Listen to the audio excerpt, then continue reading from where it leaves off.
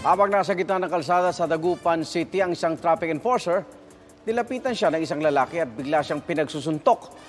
Nakabawi ang enforcer at napahiga ang lalaki. Pero maya-maya, ilang lalaki ang rumesbak at kinuyog na ang enforcer. Naaresto ang suspect at 3 kaanak niyang nambugbog. Batay sa investigasyon, ang lalaking unang sumugod ay hindi raw pinagbigyan ng enforcer na makatawid agad. Nagsisisi raw ang suspect at sinabing siya na lang daw ang kasuhan at huwag nang idamay ang mga kaanak. Makaiga ang saksiyan ng unang pasok ng mga balita. Maaaring mapanood ang saksi at ang iba pang GMA Newscast sa youtube.com/GMA News.